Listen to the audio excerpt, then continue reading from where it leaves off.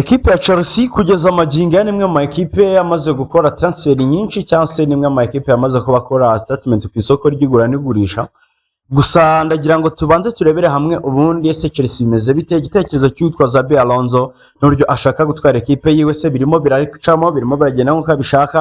cyangwa ibyo byose rero nibyo ngira ngo tube tuganiraho tubigarukeho turebe ngo byifashe bite. Gusa mbere na mbere kambanze nshimire cyane mwese mwamaze kwanda subscribe, nibutsa n'abatarayikanda kuba wakanda subscribe ukajya ubana natwe mu muryango mugari wa Gaming Sport Hub. Wikakanda like kuri no video bya muri comment section d'igitekerezo cyawe ku bakunzi ba Chelsea ndetse n'abandi ma equipe mutubwire se bikubona Chelsea koko yiteguye kuza kubihanganira ibikombe nkuko biri mu gitekerezo cy'umushinga wabo munsi witwa Xabi Alonso nk'umutoza makuru, cyangwa urabona biri buze kwifata indi myaka yo gutegura kugira ngo ibanze igende yegera koko nkuko twagiye tubibona ku yandi ma equipe ya Chelsea kugeza amaginga ya nimwe mu ma equipe twavuga yabakinze umatoza wayo mu buryo bugaragara cyangwa se mu buryo bukomeye cyane, ngaho yaje kuba imufasha kuba yakongeramo abandi bakinnyi benshi. Kugeza amaginga ya equipe ya Chelsea imaze gutanga amafaranga barirwa hafi muri miliyoni 400 ya spendinze igura abakinnyi, mu gihe kandi ngo yiteguye kuza kuba itandukana n'abandi bakinnyi bagera kuri 11 birimo bitangazwa ko uwitwa Xabi Alonso ngo yaba yasabye ko baza kuba bigendera. Muri abo bakinnyi murabizi neza yuko equipe ya Chelsea yamaze kuba icompletinga cyangwa se yamaze kubisoza deal y'uwitwa Morgan Rogers muvanye muri equipe ya Aston Villa. Ino mukinnyi wabahenze kugeza ubu, akaba ari nayo mukinnyi uhenze mu baguzwe bose mu gihugu cy'Ubwongereza amaginga ya muri ino sezo, ariko ino sezo gusa kuko yaguzwe miliyoni 117. Undi umukurikira ni uyu wagiye muri Manchester City Elliot Anderson wa miliyoni 116, hakagenda hazaho n'abandi. Gusa uwitwa Morgan Rogers nubwo bwose yasinye muri equipe ya Chelsea, murabizi neza ko yari ari kumwe na equipe y'igihugu y'Ubwongereza mu gikombe cy'isi, bisobanuye ko akiri mu kiruhuko nyine atari yaza, yari yatangira imyitozo kwa Xabi Alonso ngo turebe ahagaze gute no mu kirango cy'uko bari gukina, yari yatangira kumukoresha, ariko nyine nawe byibura mu minsi iri imbere araza kuba ahari. Undi mukinnyi muri no equipe ya Chelsea yamaze kuba isinyisha ni uwitwa Jordan Henderson. Uyu mugabo w'imyaka 36 wamaze kubisinya imyaka 2 muri equipe ya Chelsea, ndetse bumvikana yuko deal yiwe igihe cyose yaba yitwaye neza cyangwa se igihe cyose yaba akinnye neza bakabona ko ari gutanga umusaruro uhwanye n'ibyo bamushakiraga cyane ibyo bamwifuzagamo, yaza kuba yongeraho undi mwaka umwe uri direct. Murabizi ko ibyo cyane ku mugabane burayi byakunda kubikora, ariko ahanini igitekerezo cyo gusinyisha uwitwa Jordan Henderson ntago ari umukinnyi babona nk'uje gukoreshwa mu kibuga cyangwa se nk'uko turimo tuvuga nyine basinyishije Morgan Rogers nk'uko barimo bifuza abandi bakinnyi bitandukanye. Ahanini kuri Jordan Henderson ni umukinnyi bashaka kaza kuba backup, yego nibyo umukinnyi nyine uzajya ukoreshwa sometime mu kibuga byabaye ngombwa akaba nk'umusimbura, kandi n'umukinnyi mwiza of course umukinnyi, ariko ahanini ni umukinnyi baguriye experience yiwe kugira ngo afashe uwitwa Xabi Alonso. Kubera ko kimwe mu bibazo bikomeye equipe ya Chelsea yari ifite, cyangwa se kimwe mu bibazo bikomeye byagendaga bigaragazwa n'abatoza bagiye batoza ino equipe, haba uwitwa Enzo Maresca mbere ko bamwirukana yari yabivuzeho, uwitwa Liam Rossenior abivuga abikomoza avuga ati equipe ya Chelsea nibyo ifite abakinnyi beza, bafite talent, ifite abakinnyi bafite imbaraga, bafite ubushake bwo gukora, ariko irimo irahura n'ikibazo gikomeye cyo kubana experienced players babakinnyi bari buze mu kibuga cyangwa se abakinnyi bari buze ko bari kuganira na bagenzi babo haba mu gihe cy'imyitozo yaba muri ranzira barimo basohoka baza mu kibuga, handi umutoza bamaze gutanga consigne ziwe baba barimo basubira muri vestiaire, wa mukinnyi ushobora kugufesinga akakubwira ngo ibyo uri gukina ndabizi kuko nanjye ndi umukinnyi, ariko ukeneye gukora iki, ukeneye guhindura iki. Bakavuga rero ko uwitwa Jordan Henderson ari nacyo kijyanirana n'uburyo rutayizamu n'ubundi bita Danny Welbeck imyaka 35 waguzwe muri equipe ya Brighton and Hove Albion, ndetse bikavuga ko ari deal yatwaye hasaga miliyoni 5 ishobora kuzazamuka zikaba zagira muri miliyoni 8. Icyo ngo nicyo kintu cya mbere nyamukuru aba bakinnyi bombi baguriwe, ni kigendanye no kongerera abantu bakinnyi bahari experience, kubera yuko bikumva igitekerezo cy'uwitwa Enzo Fernandez imyaka 24 kiraza kuba gitandukanye cyane n'ijambo ry'uwitwa Jordan Henderson w'imyaka 36 watwaye ibikombe nka Premier League, watwaye za FA Cup, watwaye Champions League,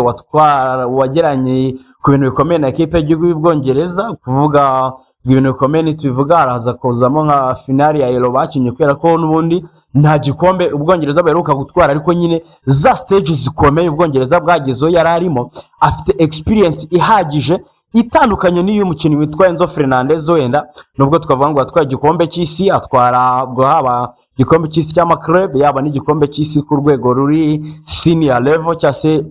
amakipe y'igihugu murabizi ko 2020 ari kumwe na Argentine ariko ijambo rya Jordan Henderson ijambo rya Danny Welbeck riraza kuba ritandukanye n'iry'abandi bakinnyi bari basanzwe muri ino squad ya Chelsea ahanini rero bakakubwira yuko iyo ariyo mpamvu equipe ya Chelsea yaje kubisinyisha abo bakinnyi bombi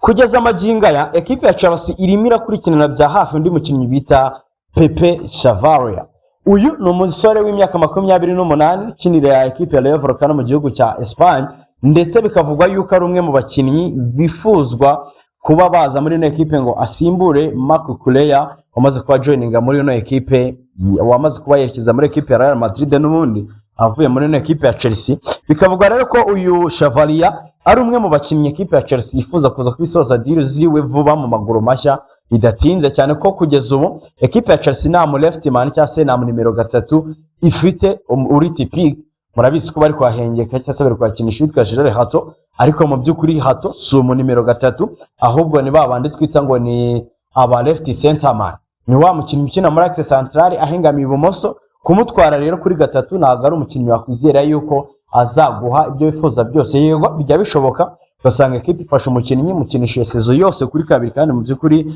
yari umusentinelle aho ngo twavuga nka Ricardo Calafiori burano yaguzwe muri Arsenal ari mu center back ushaka wavuga Joseph Gavardero muri Man City Matteo Sinunye ariko mu by'ukuri abatoza baprefera kuza ko bafite abandi bakinnyi bakina iyo myanya donatire ku buryo isa n'isaha biri boze kuborohera kwa babakoresha nujya kureba niyo mpamvu equipe ya Manchester City irimo iragura ba Itinuri aho rero ni ku ruhande rwa equipe ya Chelsea equipe ya Chelsea kandi yamaze kuba igurura n'abandi bakinnyi niho twaze tuvuga witwa Morgan Rogers amuvanye muri equipe ya Aston Villa miliyoni 117 Maxence Lacroix bamuvanye muri equipe ya Crystal Palace kuri miliyoni 52 uwitwa Giovanni Kwenda bamaze kuba bamusinyisha gusa we yari yarasinye last season yaje kuba joining ino season ahubwo kuri miliyoni 43 ndetse n'uwitwa Marco Pavestela kuri miliyoni 42 uno mukinnyi ugomba kuza kuba kina ku ruhande rw'iburyo nawe ngo asimbure uwitwa Reece James capitaine babona ko imbaraga zirimo zigenda zishira ndetse hari hanavuzwe yuko uyu musore w'umufaransa ashobora kuza kuba yajoining ino equipe ya Manchester City nimero 27 mu mugongo Malo Gusto bari barimo bibikaho rero abandi bakinnyi baza kuba bahagije cyane ko nabo uwitwa Josh Ashley Pongo wabo bashaka kuza kuba bamukoresha mu kibuga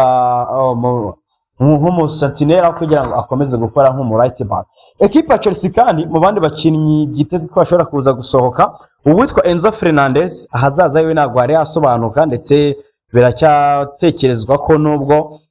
uwitwa Xabi Alonso ari umukinnyi yifuza ngo ariko ni umwe mu bakinnyi equipe ya Chelsea ishobora kuza gusohora isaha n'isaha mu rwego rwo kugira ngo baze kuba bageninga vestiaire yabo ndetse mu gihe baza kuba babonye amafaranga ahagije agera kuri miliyoni 100 byibura bashobora kuza kurekura no mukinnyi nubwo na wari wabone kushobora kuza gutanga ayo mafaranga cyane ko equipe ya Real Madrid nayo deal yewe yamaze kuba ivamo no kwigendamo gake igakurikirana ahubwo Rodri wa Manchester City undi mukinnyi ni uwo bita Televo Chaloba nawe yamaze kuba asohoka muri ino equipe yerekeza muri equipe ya Como kuri miliyoni 31 bamaze kuba bumvikana igisigaye no kuza kwipotinga bwa nyuma no gusubmitinga ibikoresho wenda avuye mu gikombe cy'isi mbere yo kwerekeza mu gihugu cy'Ubutaliyani uwitwa Axel Disasi yamaze kuba atizwa muri equipe ya Crystal Palace ndetse bayemeranya yuko agomba kuzahita bamugura mu buryo buri official akajya gusimbura Maxence Lacroix avuye muri iriya equipe rero abandi ni nka Pedro Neto Malo Gusto bose bifuzwa na equipe ya Manchester City ndetse nyine n'abandi bagiye batandukanye ikigendanye na precision cyase n'igitekerezo cy'imikinire y'uwitwa Xabi Alonso nacyo ngira ngo tugarukeho gato kugeza amaginga ya equipe ya Chelsea maze gukina imikino y'igicuti igera kuri 3 yatsinzwe yose haba equipe ya Tottenham Hotspur murabizi ko batsinze ibitego 2-0 equipe ya Juventus de Turin iza kwibatsinda igitego kimwe ku busa mu kino bakine Hong Kong gusa nubwo bimeze bityo ni ukuvuga ngo uwitwa Xabi Alonso igitekerezo cy'imikinire arimo agerageza mu by'ukuri arimo arashaka kwiyubaka ya ekipe ikina umupira w'Abespanyol, ariko nanone ikaza ko ari ya ekipe ifite je iri direct cyangwa se izajya inyuzamo igakora amatake rapide kugira ngo igane ku izamu rya adversaire mu buryo bwihuta.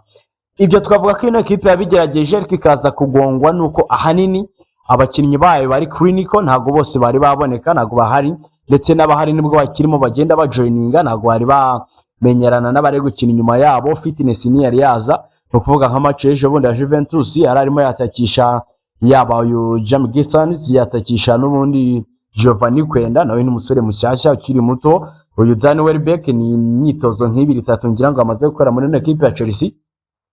Niyo mpamvu kugeza ubu igitekerezo cy'imikinire cya Xabi Alonso kiragaragara, kandi arimo aragaragaza ko ari ekipe nziza mu by'ukuri izafite byinshi byo kuba yatanga muri ino sezo. Ahanini bigenda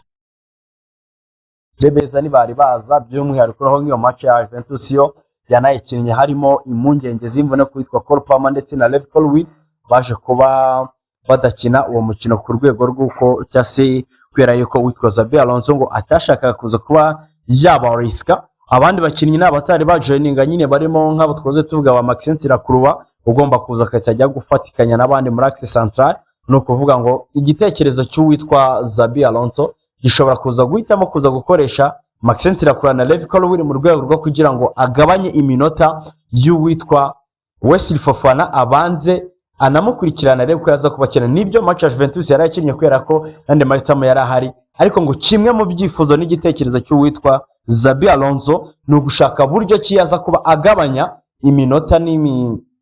ikintu ino Wesley Fofana yakinaga mu rwego rwo kugira ngo arebe ko ubuzima bwe bwakongera kugaruka kuri level. Ni ugutegereza tukareba rero abandi bakinnyi bose nibaza ko bahari, equipe ya Chelsea iraza kwitwara cyane ko na match za gicuti zitari zarangira, no kugumya tukagenda nyamukuru cyase ikifuzo nyamukuru cy'uwitwa Xabi Alonso. Gusa kugeza ubu twavuga ko equipe ya Chelsea iracyari mu murongo mwiza, iracyari mu murongo muzima w'ibyo yifuza kuba yakora. No gutegereza tukareba ahubwo ngo se biraza gufata irange ryari, biraza gukunda se ko ya challenginga kuri shampiyona, cyane ko ari nacyo gikombe tuvuga nyamukuru igiye kuza kwihatanira. Ibindi ni FA Cup ndetse na Carabao Cup iri buze kubikina, ariko nta marushanwa y'Iburayi iri buze kujyamo. Niyo mpamvu umwanya wose equipe ya Xabi Alonso agiye kubona arangira azajya abona umwanya munini wo gutegura equipe ye, cyane ko izajya bari hafi icyumweru cyose bari kwitoza mbere ko bakina indi match. Ibyo byose rero nibyo dukwiye kuba dutegereza tukareba. Indi nkuru iri muri equipe ya Chelsea, wenda mbere ko tugaruka ku mukino agomba kuza kuba bakinira aho bita New Zealand bakina na equipe ya Auckland, ko ugomba kuza kukinira ku munsi wo kuwa gatandatu ya Saturday ku itariki 8 za kuno kwezi turimo n'ubundi. No kuvuga no musibo ejo ubwo agomba kuza kuba bagaruka mu kibuga ko nanone equipe ya Chelsea bakina na Auckland. Umukino biramutse binagenze neza dushobora kuzakurikirana ndetse tukaba twanabagezaho hano kuri Game Sport Hub. Ubwo muze kujya muri comment section mutubwire ese muri tayari muri ready ino zino match tujye tuzikurikirana tuzirebe. Usindi nkuru ni garuka ry'utwa Mikel Modric umaze kuba garuka